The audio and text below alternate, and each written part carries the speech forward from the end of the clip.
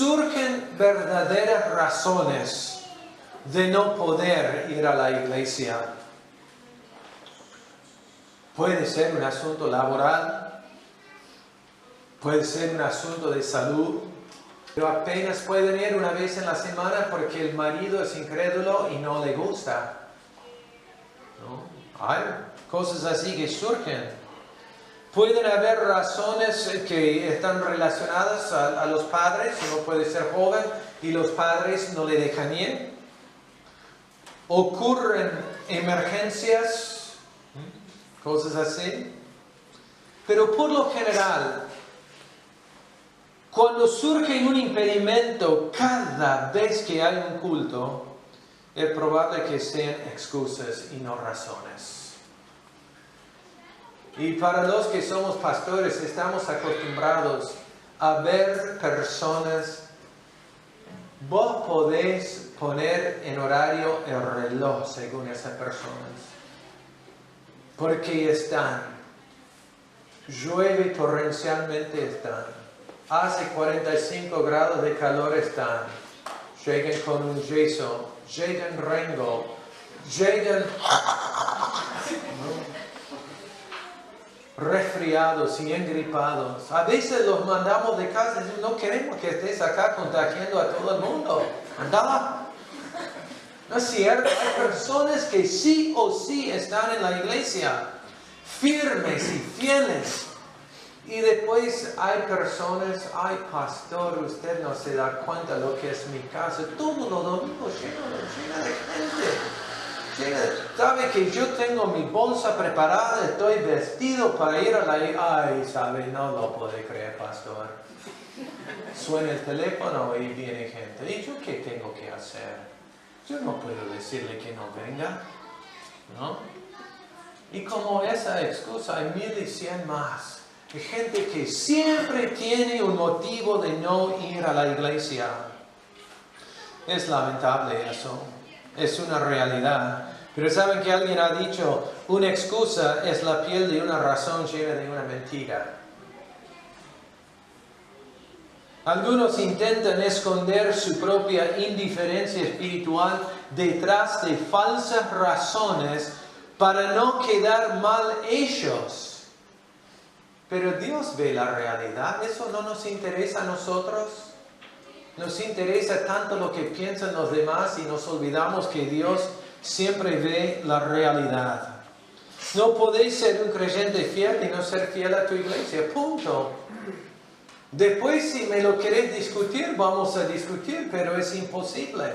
A no ser que estés postrado en la cama y no podéis salir y qué sé yo. Pero, amados hermanos en Cristo, no podéis ser un creyente fiel y no ser fiel a la iglesia local. ¿Quién es la cabeza de la iglesia? ¿Alguien me dirá? Cristo. ¿Quién es el cuerpo? Nosotros. ¿Viste alguna vez un brazo o oreja caminando solo por la calle? Pero absurdo, por supuesto que no. Sin embargo, cuando creyentes pretenden vivir separados del resto del cuerpo y por lo tanto de la cabeza. ¿Viste alguna vez una mano solo conectada a una cabeza? Ridículo. Colosenses 1:18 dice, y Él, Cristo, es la cabeza del cuerpo que es la iglesia. El que es el principio, el primogénito de entre los muertos, para que en todo Él tenga la preeminencia. Y si Cristo tuviera la preeminencia en tu vida, si fuese la prioridad, serías un fiel participante de tu iglesia y un siervo fiel, además. El problema no son los demás. El problema no es que van a esa iglesia un montón de hipócritas. Ese no es el problema. El problema no es el pastor que predica largo. El problema no es la lluvia, no es el calor, no es el frío, no son los parientes que caen, no es el partido. Ah, ahí tocamos un nervio. Yo escuché esa risa nerviosa.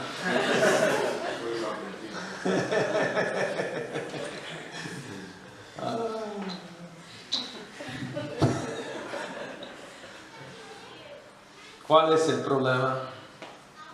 El problema sos vos. El problema sos vos. Tus prioridades, la falta de la preeminencia de Cristo en tu vida. A mí no me gusta decirlo y a vos no te gusta escucharlo, pero es la realidad. ¿Quién tiene la preeminencia en tu vida? ¿Vos o Cristo? ¿Cómo son afectados los otros por tus prioridades, tus hijos, tu esposa, tu esposo, los hermanos? Creyentes santos tienen prioridades correctas porque Cristo es preeminente en su vida.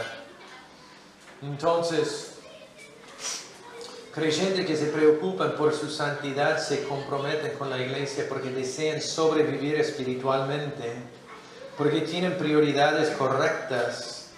Y 3, porque tienen valores cristocéntricos. Tienen valores cristocéntricos. En Efesios 5:25 la Biblia dice, maridos, amad a vuestras mujeres. Ahora escuchen, así como Cristo amó a la iglesia y ¿qué hizo? Se entregó a sí mismo por ella. Tanto valoró Cristo a la iglesia que se entregó a sí mismo por ella. Cristo murió específicamente por la iglesia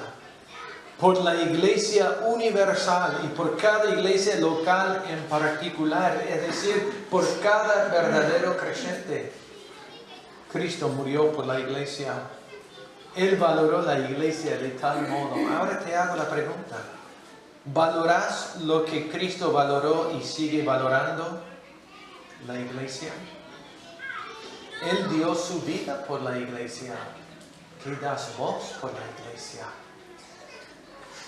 Cristo dijo en Mateo 16:18, edificaré mi iglesia y las puertas del Hades no prevalecerán contra ella.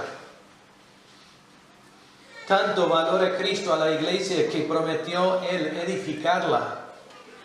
Y no solo es indestructible, según lo que dice Mateo 16:18, el mismo infierno afianza sus puertas contra ella, pero no pueden frenar su avance. ¿Por qué algunos valoran más las cosas frágiles y pasajeras, hechas por los hombres, más que la iglesia, que es edificada y hecha invencible por Cristo? ¿Por qué? ¿Valoras la iglesia como Cristo la valora? ¿Qué nos enseñan estos dos textos, Efesios 5:25 y Mateo 16:18?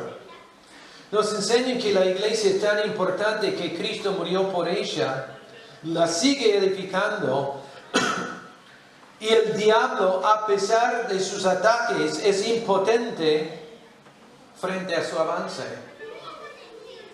No ser fiel a la iglesia, no ser fiel al programa y prioridad de Cristo. ¿A cuántas cosas te has podido unir en tu vida de las cuales podés decir que son impotentes las puertas del Hades frente a su avance? ¿A cuántas cosas en tu vida te has podido unir de las cuales podemos decir que tienen un éxito garantizado? Y eso para toda la eternidad. Yo creo que todos tenemos que decir que nunca nos hemos unido a ninguna otra cosa como es la iglesia, porque no existe, no lo hay. No ser fiel a su iglesia, no ser fiel a su programa y su prioridad, es restar importancia de su sacrificio, porque pagó por la iglesia con su propia vida. Es marginarse de lo que Cristo está triunfantemente edificando. Te vuelvo a preguntar, ¿valoras a la iglesia como la valora Cristo? ¿Tenés valores cristocéntricos? El que se preocupa por la santidad se compromete con la iglesia porque desea sobrevivir espiritualmente. porque tiene prioridades correctas, porque tiene valores cristocéntricos. En el cuarto lugar, porque desea servir a Cristo. Vamos a 1 Corintios capítulo 12. 1 Corintios capítulo 12. El tiempo no da, dice la hora, no veo nada ahí. 7:24, tenemos unos 6 minutos, vamos a intentar. Tendremos que leer todo el capítulo, no lo vamos a hacer, pero pueden tener la mano ahí y vamos a hacer algunas referencias.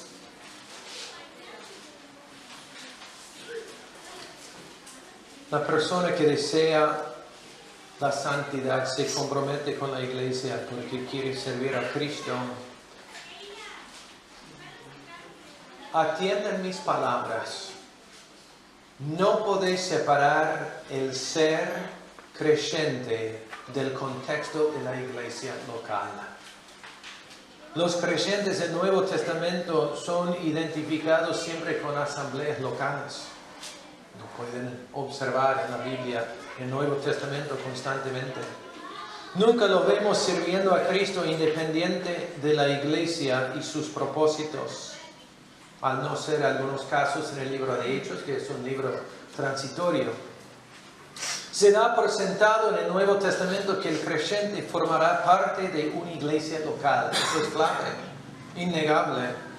En 1 Corintios 12, Pablo habló de la diversidad de los dones y de sus diversos usos. ¿En qué contexto? En el contexto de una iglesia local que se llamaba Centro Bíblico Corinto. No sé si se llamaba eso, pero era la iglesia de Corinto. Los dones espirituales. Entendemos de todo lo que enseña el Nuevo Testamento sobre los dones espirituales, que no son para edificar al portador del don, sino al cuerpo. Y el contexto bíblico de su uso es dentro del cuerpo de Cristo. En 1 Corintios capítulo 12 es patente que la intención de Dios es que cada uno luego de ser salvo pertenezca a y sirva dentro de la iglesia local. Dios equipa cada uno. No es exclusivo eso, hay dones que serán usados fuera de la iglesia, pero el contexto principal es la iglesia local.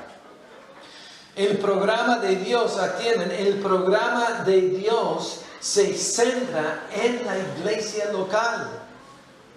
Dios la equipa con dones para llevar adelante sus planes y propósitos.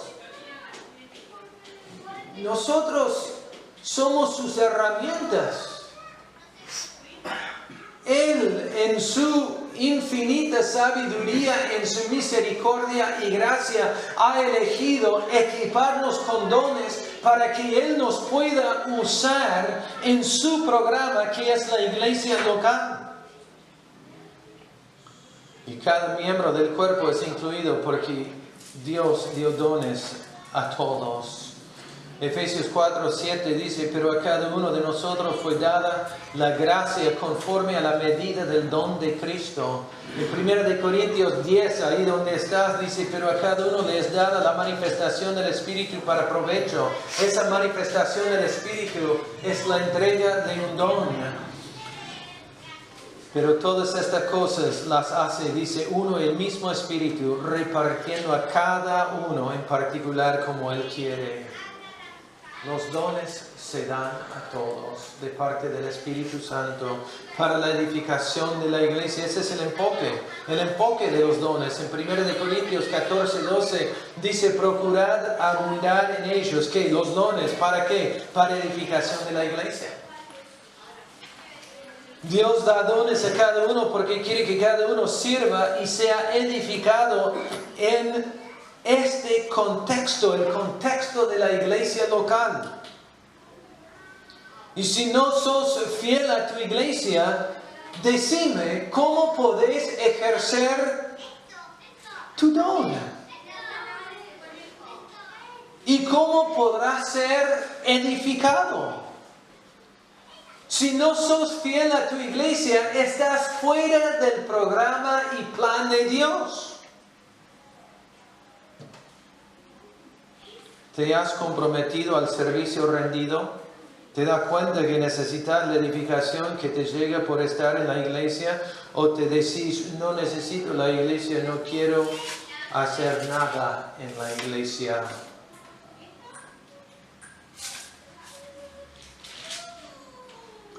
Cuando lees los versículos 12 de 1 de Corintios 12, los versículos 12 hasta el versículo 27, si no estoy equivocado, la palabra cuerpo aparece 18 veces. No digas que no necesitas la iglesia, no digas que no quieres hacer nada dentro del cuerpo. El cuerpo que es la iglesia es el programa y el plan de Cristo. Decir que no lo necesito, no quiero involucrarme, no quiero servir, no quiero que me sirvan, es decir, yo no quiero el plan de Dios, no quiero formar parte de su programa. Y si tomas esa actitud, querido hermano mío, ¿cómo te has aislado del programa y plan invencible más importante que jamás existió sobre la faz de este planeta? No importa en qué te metes y qué disfrutas y qué tenés porque no vas y qué sé yo lo que puedes decir. No se compara en nada, absolutamente nada. El que anhela la santidad se compromete con la iglesia porque desea sobrevivir espiritualmente, porque tiene prioridades correctas, porque tiene valores cristocéntricos, porque desea servir a Cristo y finalmente porque desea ser obediente. Vayan conmigo al libro de Hebreos. Hebreos capítulo 10, porque desea ser obediente. Hebreos capítulo 10. Ustedes se portaron muy bien hoy en no salir por acá y molestar. Estas cámaras en realidad las pusieron para grabar a las personas que salían, para después ir a sus casas y amonestarlos. Hicieron muy bien. Desean ser obedientes. Hebreos capítulo 10, pasaje clásico, hermoso. 24. Y considerémonos unos a otros para estimularnos al amor y a las buenas obras, no dejando de congregarnos como algunos tienen por costumbre, sino exhortándonos, y tanto más cuanto es que aquel día se acerca. Noten el contexto de la obediencia. El contexto de la obediencia. Dice el versículo 23, mantengamos firmes, sin fluctuar, la profesión de nuestra esperanza, porque fiel es el que prometió. Hubiera leído eso anteriormente, no lo leí, empecé con el 24. Mantengamos firmes, sin fluctuar, la profesión de nuestra esperanza, o podemos decir la afirmación de nuestra salvación. Mantengamos firmes, sin fluctuar, la afirmación de nuestra salvación, porque fiel es el que prometió.